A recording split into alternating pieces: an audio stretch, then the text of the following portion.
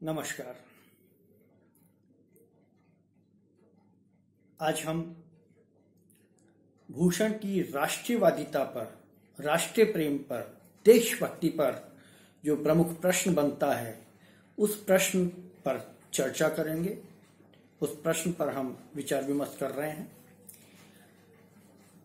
भूषण का जो समय रहा वो रीतिकाल का समय रहा।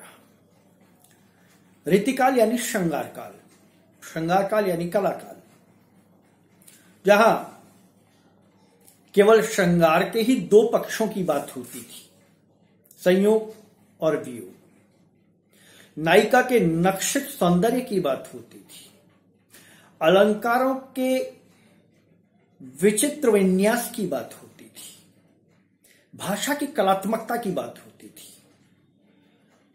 जहां रीति के सिद्धांतों की बात होती थी, लक्षण ग्रंथों की बात होती थी, और प्रमुखता से सबसे प्रमुख बात होती थी अपने आश्रयदाताओं को प्रसन्न करने की बात। ऐसी परिस्थिति में एक कवि की भावनाएं उद्वेलित होती हैं, उसके विचार उद्वेलित होते हैं, उसकी राष्ट्रभक्ति, उसकी राष्ट्रीय चेतना जागृत होती है।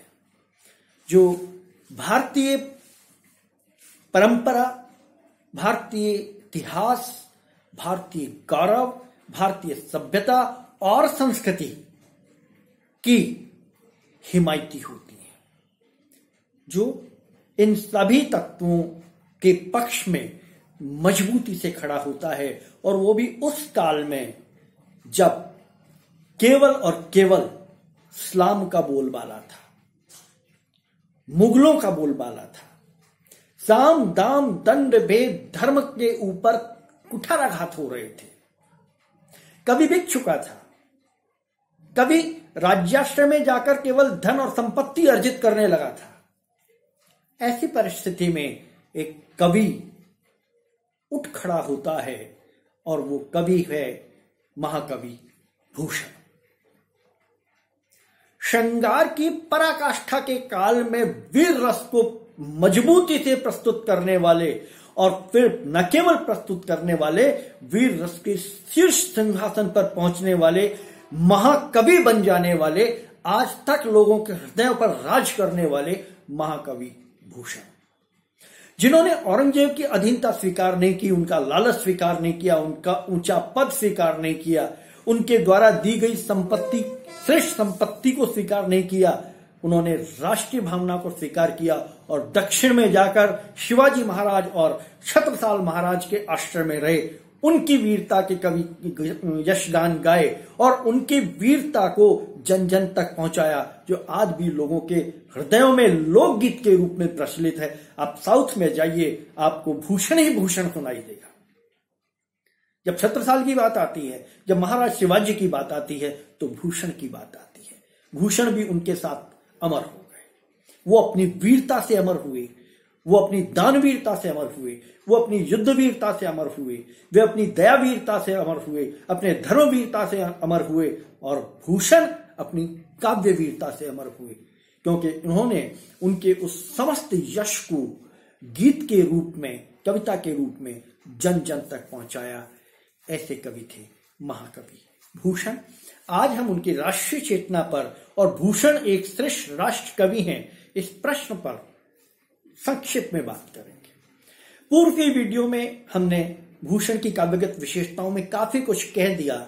आज केवल उनकी राष्ट्रीयता को ही पकड़कर आगे चलेंगे, उनकी राष्ट्रीय भावना और भारतीय सभ्यता और संस्कृति की भावना को पकड़कर हम आगे चल रहे हैं।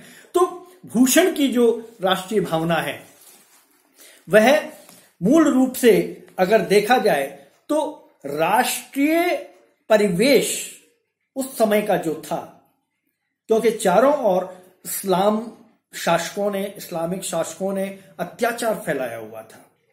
मैंने आपको बताया, साम दाम दंड भेद, किसी भी नीति से अपने धर्म का प्रचार करना, अत्याचार फैलाना, ये उनका मूल सिद्धांत था।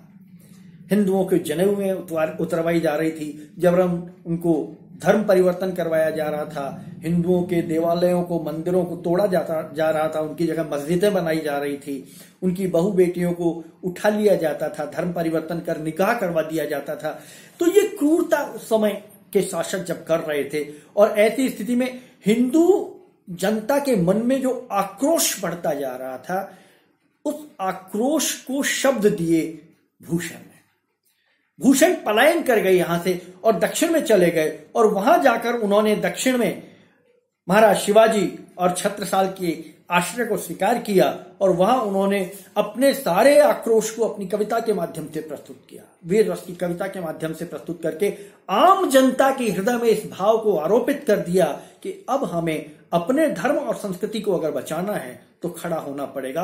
परिणाम हुआ, शिवाजी महाराज और छत्रसाल महाराज के साथ जनता खड़ी हो गई, और मजाल नहीं औरंगजेब की कि उस और आंख उठाकर देख ले। ये था महाकवि भूषण का प्रभाव, ये था महाकवि भूषण की कविता का प्रभाव। तो वे जब कहते हैं कि उदाहरण से भारतीय संस्कृति और सभ्यता के उदाहरणों से समझाते हैं, बताते हैं कि जिसने अत्याचार किया है उसका क्या हाल हुआ है। सुनो हे औरंगजेब, कि टूट्यो कुल रावण अनीति अति करते, पैठ गो पाताल वाली वज्र धर ईर्ष्याते, टूट्यो हिरणाक्ष अभिमान चित धरते, और टूट्यो शिशुपाल वासुदेव सु जो बैर करी, टूट्यो है महिष दैत्य अधम विचरते।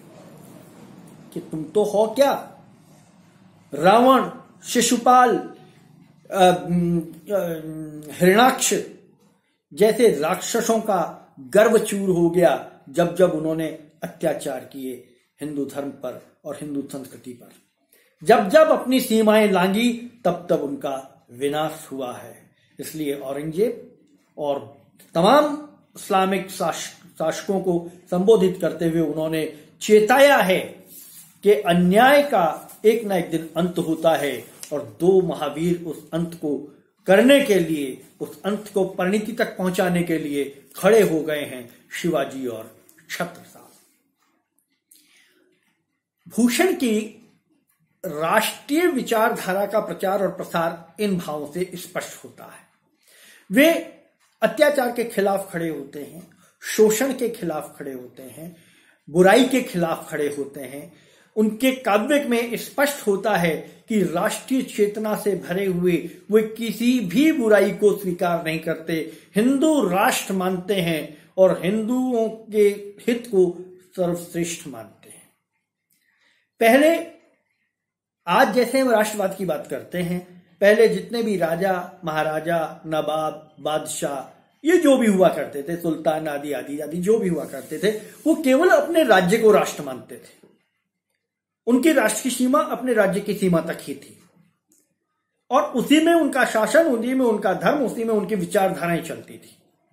लेकिन शिवाजी महाराज ने पूरे दक्षिण प्रदेश को, पूरे दक्षिण क्षेत्र को अपना राज्य माना, क्योंकि वो पूरा हिंदू धर्म से लबरेज था और हिंदू धर्म पर चोट नहीं आनी चाहिए, ये सोचकर शिवाजी महाराज, छत्रसाल महाराज ने एकता के सूत्र में उस पूरे क्षेत्र को बांध दिया, पूरे को राष्ट्र माना और हिंदू धर्म की स्थापना की। साथ ही भूषण उसी राष्ट्रीय विचारधारा के उद्घोषक थे, इसीलिए उन्हें राष्ट्रता के अनुरूप जो उचित लगा वो उन्होंने अपने काव्य में कहा, और अपने दो नायकों के चरित्र चित्रण के माध्यम से उन्होंने वीर रस की कविता का सृजन किया। राष्ट्रीय चेतना और राष्ट्रीय कवि चेतना ये भूषण के साथ चलती हैं। हम इतनी देर से यही बात कर रहे हैं कि हिंदुस्तान और हिंदुत्व की राष्ट्रीयता का रूप भूषण ने अपने काव्य के माध्यम से प्रस्तुत किया है। आचार्य रामचंद्र शुक्ल भी कुछ ऐसा ही बोलते हैं। वे कहते हैं कि भूषण ने जिन दो नायकों की कीर्ति को अपने काव्य का विषय बनाया, वे अन्याय दमन में तत्पर हिंदू धर्म के संरक्षक दो इतिहास प्रसिद्ध वीर थे। उनके प्रति भक्ति और सम्मान की प्रतिष्ठा हिंदू जनता के हृदय में उस समय भी थी और आगे भी बराबर बनी रही या बढ़ती गई। इसी से भूषण के वीर रस के उद्गार सारी जनता के हृदय की संपत्ति बने। भूषण की कविता कवि कीर्ति संबंधी वह एक अविचल सत्य का दृष्टांत है। अविचल सत्य का, जो भूषण ने देखा वो भूषण ने लिखा। मैंने आपको पहले की वीडियो में बताया था कि अतिशयोक्ति का प्रयोग किया है लेकिन बहुत कम किया है। आंखों देखा हाल भूषण ने अपने काव्य में अधिक प्रयोग किया है, इसलिए भूषण का काव्य जो है वो जनता के हृदय के साथ है, जनता को हृदय से प्रिय है। इसीलिए उस समय के मुगल बादशाह के धर्म के नाम पर अपने राष्ट्र को मजबूत करने की प्रवृत्ति को भूषण ने उलट धर्म के नाम पर अपने राज्य को स्थापित करने की प्रवृत्ति को प्रश्रय दिया। उन्होंने उसका प्रचार और प्रसार किया और उसके परिणति के रूप में महाराज शिवाजी और महाराज छत्रसाल के चरित्र को श्रेष्ठता के सिंहासन पर रखकर आम जनता के हृदय में राष्ट्रवादी चेतना जागृत की। यह है भूषण की राष्ट्रवादिता और राष्ट्रीय चेतना। तो इस प्रश्न को हम इसी पृष्ठभूमि में तैयार करेंगे। महत्वपूर्ण प्रश्न है, आप इसको तैयार करें। नमस्कार।